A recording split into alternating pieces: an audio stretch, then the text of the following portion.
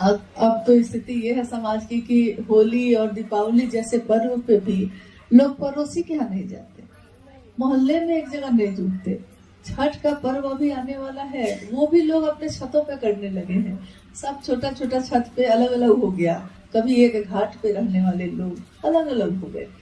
तो आज इस विषम माहौल में सेवके से सीता ने सबको एक किया है और महादेव को भारी किया है। ये साहब का दिया हुआ है। और आपने अभी सुना है कि साहब ने क्या कहा, उन्होंने क्या चाहा है, तो हम उनकी चाहत में अपनी चाहत को मिला सके, जो उन्होंने चाहा है वो कर सके, इसके लिए उनको नमन करिए, इसके लिए उनसे दया की याचना मांगिए।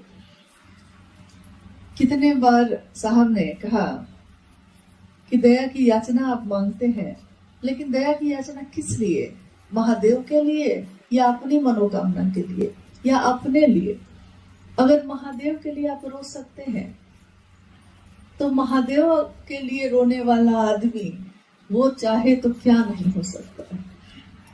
ये धरती अपनी जगह छोड़ सकती है, आसमान अपनी जगह से हट सकता है। क्या ऐसा है कि न सिद्धते भूतले, क्या ऐसा है इस धरती पे जो उपलब्ध नहीं होगा? तुम नहीं तो कोई नहीं, तुम मतलब तुम। ये भाव हम लोग के अंदर था तो नहीं, लेकिन साहब श्री के सानिध्य ने मन को ऐसा बना दिया, मन में ऐसा भाव ला दिया है। अभी मां नीलमानंद और साहब,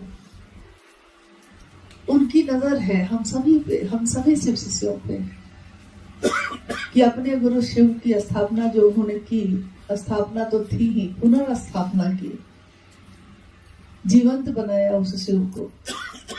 मां नीलमानंद जी ने कहा कि शिव तुम जागो।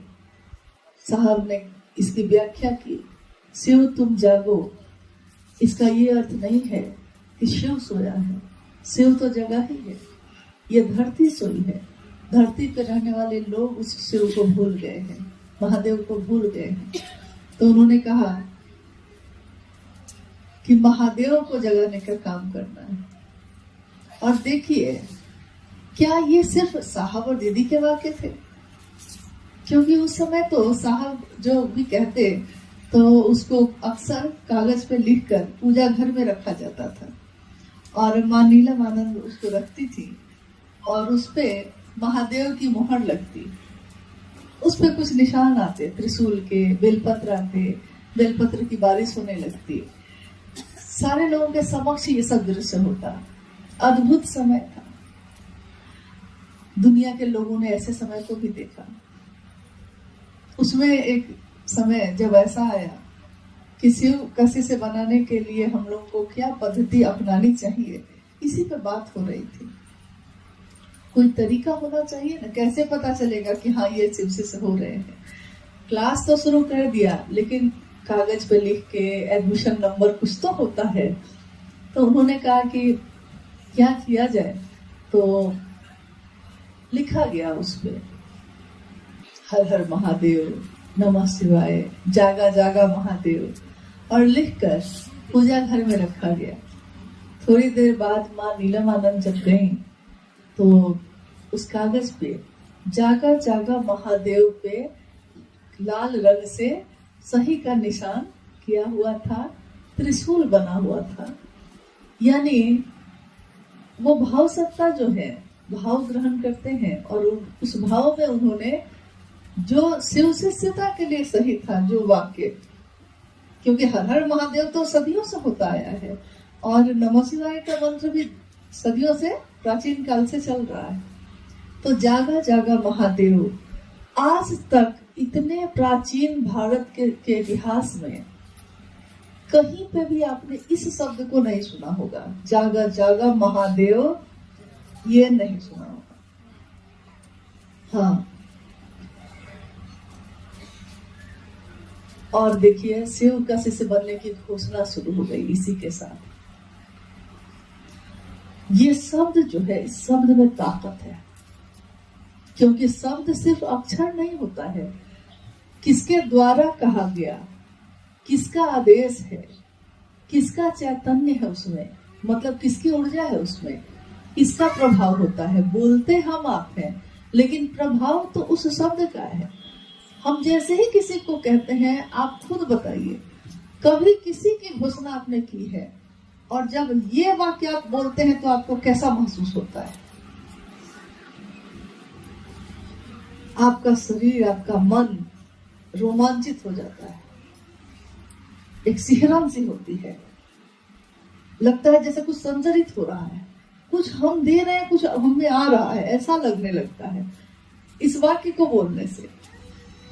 आज तक तो इसकी का प्रचलन नहीं था, नहीं, शिव की कथा का प्रचलन था। शिव पुराण, रामायण, महाभारत, गीता, शिव पुराण बहुत सारे घरों में रखे थे और गांव में, शहर में, मंदिरों में इसकी कथाएं होती थी, आज भी होती हैं। बड़े बड़े भागवत कथाओं का आयोजन होता है, उसमें जो जो अच्छी चीजें हैं सब कोई बताते हैं। लेकिन आज से पहले कभी भी किसी भी चीज में, अध्यात्म के जगत में कहीं पे भी आपने किसी देवी, किसी देवता के साथ चर्चा शब्द सुना? नहीं सुना। अप्रतिम है ये शिव की शिष्यता, जिसका कोई जोड़ नहीं, जो बेजोड़ है, एक ही साचा बना के जिसको तोड़ दिया गया, क्योंकि उसमें दूसरी चीज नहीं बन सकती। शिव की चर्चा, शिव की चर्चा का कोई प्रचलन नहीं था, लेकिन शिव की चर्चा शुरू हुई। और जब शुरू हुई, पहले तो लोगों ने कहा कि अरे ये तो गरीबों सबका काम है, अरे ये तो इन लोगों का काम है, अरे ये लोग क्या बोलेगा, इन लोगों को आता क्या है। बहुत उतार चढ़ाव को बर्दाश्त करते हुए शिव शिष्यता की जो मूल धारा जो प्रकट हुई साहब के हृदय से, वो धरती पे आगे बढ़ने लगी।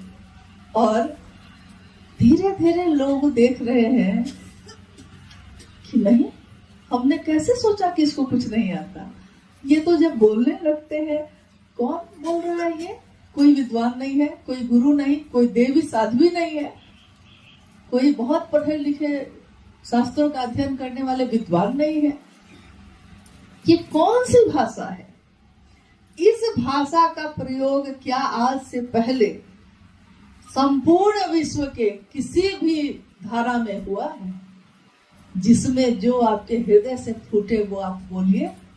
ये स्वतंत्रता नहीं थी, न किसी धर्म में, न तो अध्यात्म में, क्योंकि उसमें भी ये था कि जो शरीरधारी गुरु ने बताया है, आपको अक्षरशः वही बोलना है, जो मंत्र उन्होंने दिया है आपको वही करना है। आपकी अपनी व्यक्तिगत, आपका जो अस्तित्व है, आपकी जो चेतना है, वो फूट जाए, वो फूल की तरह खिल जाए, ये विधा तो आज तक आई ही नहीं कभी। और ये विधा ऐसी आई कि जिसमें हर हृदय में शिव का जो पुष्प था वो खिल गया, सबके दिल खिल गए। तुम मिले दिल खिले, और जीने को क्या चाहिए। ना हो तू उदास तेरे पास पास, मैं रहूंगा जिंदगी भर। नहीं, खिल गया सबके चेहरे, खिल गया सबके हृदय। आज भी जबकि शिव के शिष्यों की संख्या अब इतनी तो ज्यादा हो चुकी है कि गिनती नहीं की जा सकती, अजप अजप की गिनती की जा सकती है। शिव से जुड़ी कोई भी धारा, कोई भी चीज, उसकी कोई गिनती नहीं, क्योंकि जगत में गिनती है 1, 100, 1000, लाख, करोड़, अरब, खरब, उसके ऊपर। लेकिन जाते जाते, थोड़ा सा ऊपर जाते जाते, उसके बाद अनंत लिख दिया जाता है, क्योंकि इसके बाद की गिनती जगत के लोगों को नहीं आती, तो लिख दिया जाता है अनंत। उसका भी एक इस तरह से निशान बना होता है। अनंत की गिनती किसके पास है? ये अनंत कहाँ जाता है? ये अनंत कहाँ से आता है?